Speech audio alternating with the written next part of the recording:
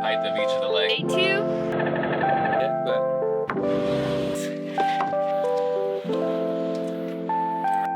Alright, we're here today starting the build on our camping SUV. Last video we took the seats out. Today we're gonna start building the platform. And what are we doing now?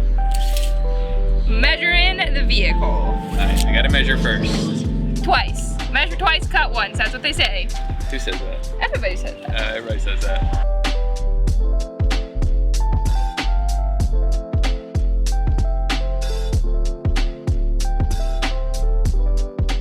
The front of the base is going to be 48 inches wide. 2 32-inch pieces coming down along the sides that intersect with a little nugget of 2x3. 36 inches down the sides and the back. We'll have a piece here for support in the middle. That'll be 41 3/4 of an inch. And then same thing with the back piece.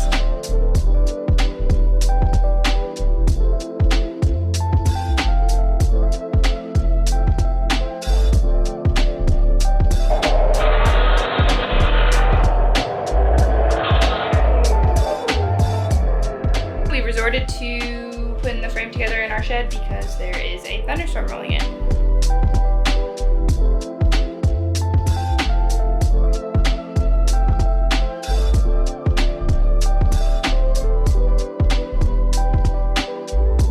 Here we have the outer part of the frame together.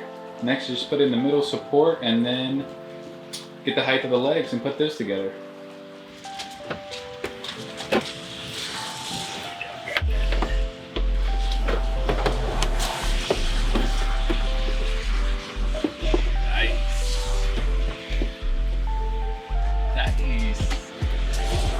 Dang, it's a pretty good fit, babe.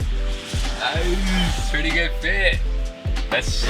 We're not shocked at that at all. We knew it was gonna be a perfect fit. Yeah, we've done this before. Now we're gonna need to figure out the legs. So we're gonna have to pick this up, put some stuff underneath to get it level, and then figure out the height of each of the legs that we're gonna put on. So we have the frame in now.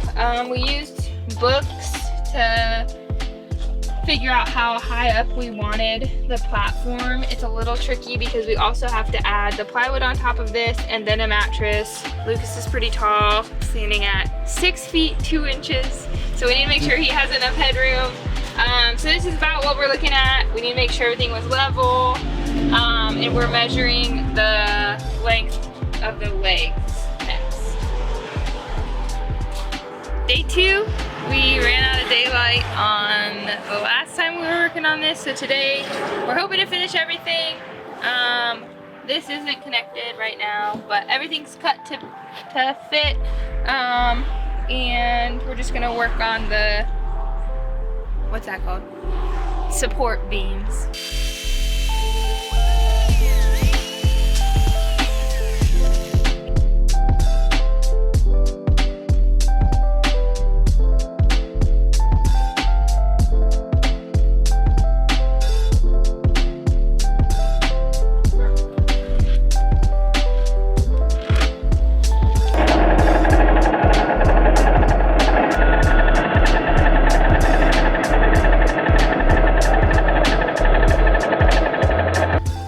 So we got the front of the platform cut out.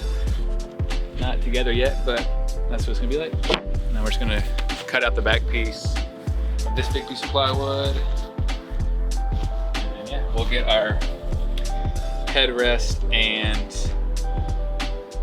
tabletop deal. That's gonna flip up the back from the rest of the plywood over here.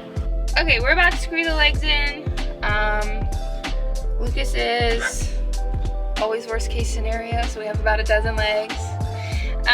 We're just gonna screw them in. We got 1, 2 back here, 2 here in the middle. 4 in the front, we got 2 in the corners back here, 2 in the front up here, and then we are gonna have one where these books are right here, give support in the middle. Let's do it.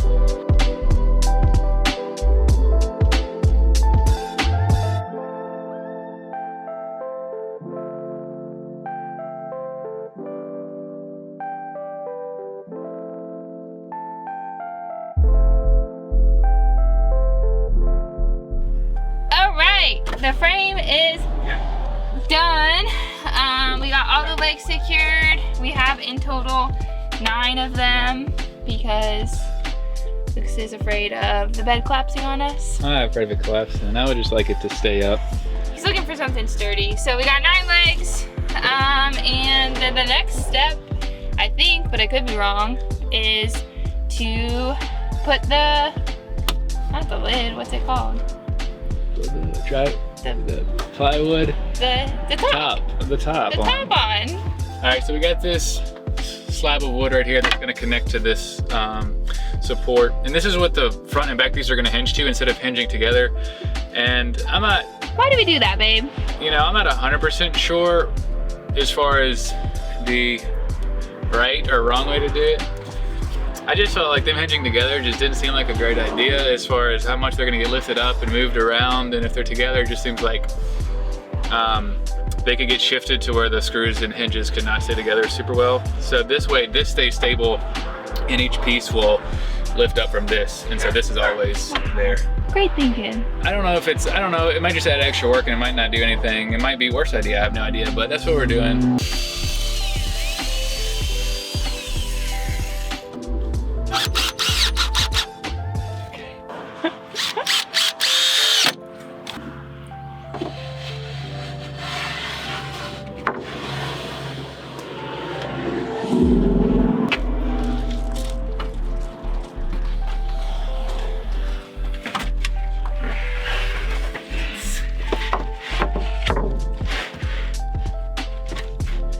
Ready?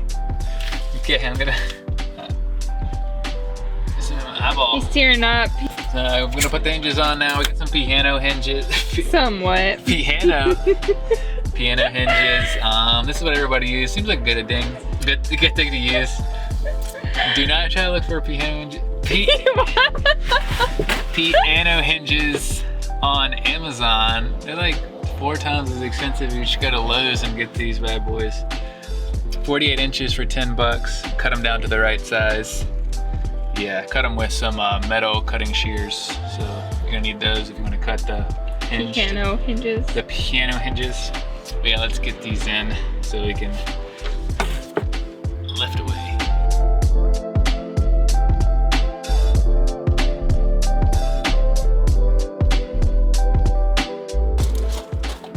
Ow! Coming in.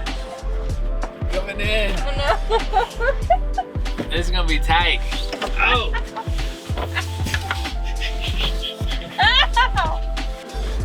So we just need to get a headrest going. This is gonna be kind of brutal for me in the mornings. Right here. In the mornings. I mean, luckily it is as low as it is. We were thinking about building it higher, but you know. Feeling claustrophobic? No. Oh. Now hinging on the piano hinge for the headrest.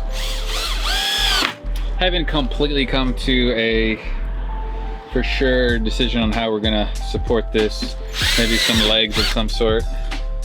Seems like a problem for future Stacy and Lucas. Potential disagreement coming in the future. We'll let you know. Stay tuned. We'll let you know who wins. So we got some guide struts for the front and back to help lift and hold it up. For the back, we got 22.5 pounds per strut. Front, 35. Hopefully that's gonna be the right poundage. Did some calculations, but we'll see.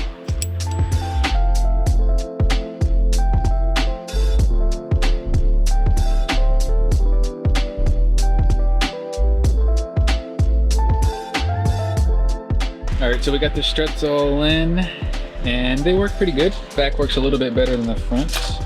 So back lifts itself up pretty nicely, holds itself pretty good. Apply a little pressure to bring it down, but it works pretty good. And here we have the front. Front needs a little help getting started, but then lifts itself right up, holds itself good. It's not gonna fall or anything like that. And then in the inside right here, we got the struts in the middle. Probably would have worked better if we had them on the outside, but it wasn't gonna really work, and I figured they'd get in the way a little bit more there. This is how they go on in the middle. Of course, we got a few extra holes right here. Would not be a project for me if there weren't a few extra holes in the end, but that's okay, as long as it works out. This is not for show, so it's all good. But yeah, give a little help coming down. And then you have to hold it when you let it down, but works good. We also added this little piece of wood right on the top right here so that when this part flips out, just gives a little extra support underneath right there. Not all the support it needs, there's still a little bit more that we got to put on there, but that helps it out a little bit right there. All right, so that's pretty much what we did. We did add a little bit to this piece right back here. We got this for a little bit of support. Hopefully, I think it'll be enough. It's not perfect by any means, but I think it'll be enough for us to be able to put a weight we need to on it. And we have decided to take this car on a road trip out west.